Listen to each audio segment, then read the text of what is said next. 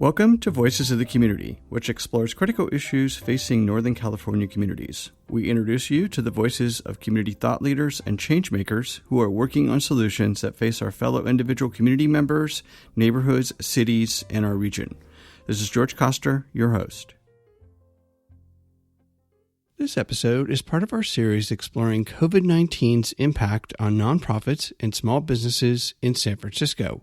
We started the series back in April of 2020 during the height of the first phase of the COVID-19 pandemic and the shelter-in-place requirements. Over these past 9 months, the COVID-19 pandemic and economic meltdown has wiped out millions of jobs in both the nonprofit and small business sectors, as well as shuttered tens of thousands of small business operations. The goal of the series is to shine a spotlight on the nonprofits, small businesses, and their staff who are struggling to deal with the impact of the COVID-19 pandemic on their operations, services, and sustainability. The series of interviews we conducted features voices from a cross-section of organizations that make up the fabric of our community. Each of them brings a unique perspective on how they and we are dealing with the issues facing our community during the global pandemic and economic depression. So I was one of the only kids walking around with burgers and grilled vegetables. And a lot of the kids would say, "Where did you get that?" And I would say, "Rome's Kitchen. It's right in my dorm 900. And I would make them some food and give them out around the dorms. And that was years ago.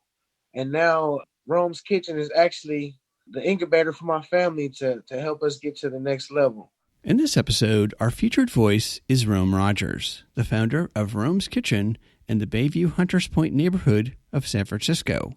Rome, like many food entrepreneurs, decided to take his love of food and hard work and invest in himself to pursue his dream of starting his own restaurant.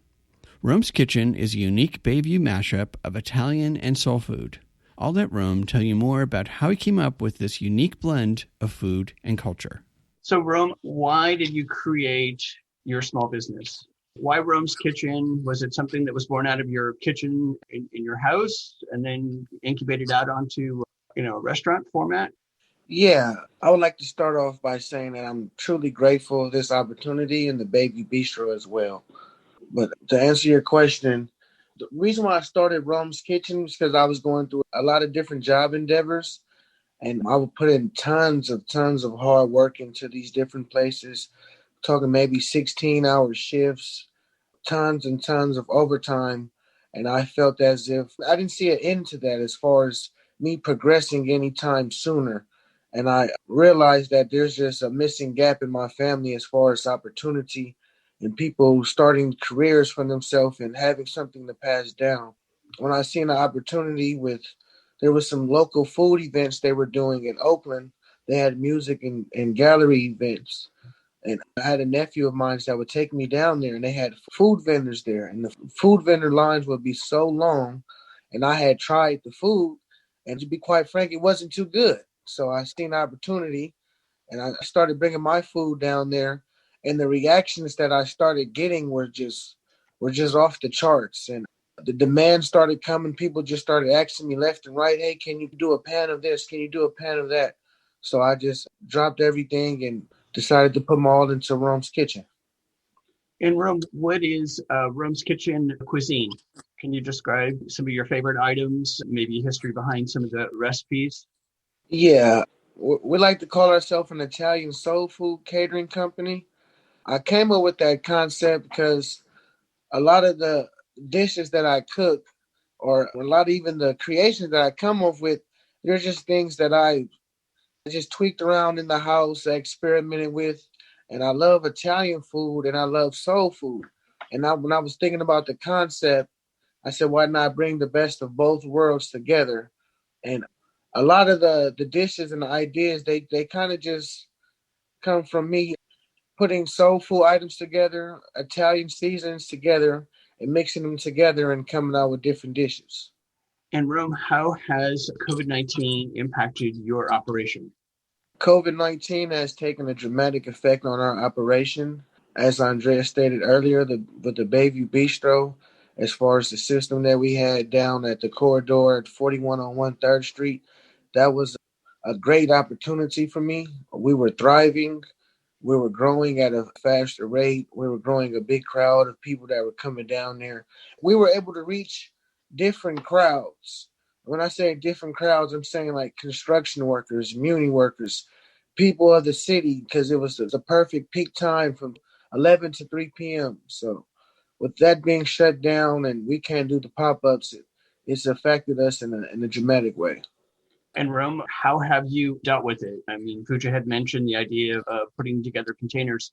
So have you been able to put together a program where people can do takeout or subscribe or do gift certificates?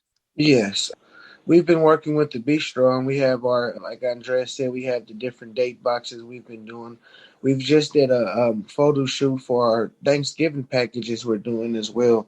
So we kind of just had to been real creative. We've been blessed with the Bayview Bistro to do different opportunities as well. We've been working with Mission Meals and doing different prepackaged meals as well. So we've kind of been creative, and there's been a few organizations that's been helping us stay afloat. Rome, could you share a favorite story of starting your own restaurant business, your own eatery, and what it means to you and your family? Yeah, I guess I would say something funny behind the starting Rome's Kitchen. I would say the name. I kind of spoken into existence. I laugh about it all the time, and me and my friends do. Because when I was in college, I went to Cal State East Bay, and I would cook in the dorms. And I had a George Foreman grill, and a lot of the kids would be asking me, like, in the freshman dorms, there's only a microwave. So I was one of the only kids walking around with burgers and grilled vegetables. And a lot of the kids would say, "Where did you get that?" And I would say, "Rome's Kitchen. It's right in my dorm 900." And I would make them some food and give them out around the dorms. And that was years ago. And now Rome's Kitchen is actually the incubator for my family to help us get to the next level. So just speaking that name into existence and actually just playing around with it, saying it as a joke, and now it's actually my brand. Thank you. That was a great story. So people that are watching and listening to this room, how can they help you? You guys, we're grateful for any type of help that we can get. We're a short man team. It's pretty just me and about two other colleagues. I'm the running force behind it.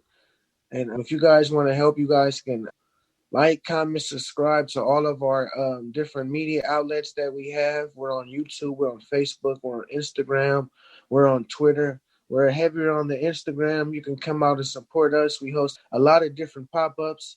You can support us as well by purchasing items throughout the Bayview Bistro, highlighting that, taking different photos, and telling everybody that you know. I know social media has taken a dramatic effect, but we still have word of mouth is a huge social media marketing as well, tool as well to get word out. So we're open to anything, any way that someone wants to help us, we'll take it all. And then, Ron, would you like to share your social media, your website, Instagram, where people can check in and make orders, share, etc.? Sure. You can find us on Instagram. That's Rome's_kitchen. We're on Facebook at Rome's R Kitchen. And we're on YouTube as well as Rome's Kitchen. You can find us on any of those outlets. Our website is www.romes-kitchen.com. And you can find us as well through the Bayview Bistro. And then, Ron, out of the pandemic and the economy, what would you like to see some of the positive things happening to help small businesses and restaurants such as yourself? What I would like to see personally, there's a lot of vacant buildings. There's a lot of vacant old companies and different storefronts that are shut down here in the Bayview, up and down 3rd Street. I see them a lot, and I personally would like to have some of these young businesses from the community, African American community, minority-based businesses have an opportunity to get into some of these storefronts. That's what I would like to see. Well, thank you, Rome, for sharing all of your work today. I'm going to make sure that we'll share out all of your social media on our website and in the broadcast itself.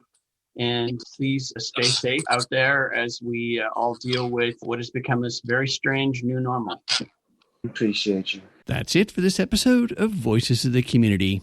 You've been listening to the voice of Rome Rogers, the founder of Rome's Kitchen, about the creation of his restaurant and catering business, as well as the impact of COVID-19 on his business. To find out more about Rome's unique Italian soul food, go to romeskitchen.com. We hope that you enjoyed the insights, points of view, and personal stories from the voices of changemakers and their nonprofits and small businesses featured in this series. To find out more and get engaged with the nonprofits, small businesses, and staff members featured in this series, please go to my website, georgecoster.com, and click on Voices of the Community to find links to the extended versions of these interviews and to listen to the entire series. After listening to these stories, we hope that you will consider making a donation and volunteering to provide a hand up to your fellow community members. I want to thank my associate producer, Eric Estrada, along with Mel, Lila, Michael, and Laura at the San Francisco Public Press and KSFP. To listen to our next episode in this series and to our archived past shows, which feature community voices working on solutions to critical issues facing Northern California communities, please go to georgecoster.com. While you're on our website, please sign up for our newsletter to find out more about future shows. Please subscribe to Voices of the Community on Apple Podcast, Spotify, and Google Podcast, or wherever you get your podcast. You can follow us on Twitter at George Coster, and we'd love to hear from you with feedback and show ideas. So send us an email to george@georgecoster.com. I'm George Coster in San Francisco, and thank you for listening.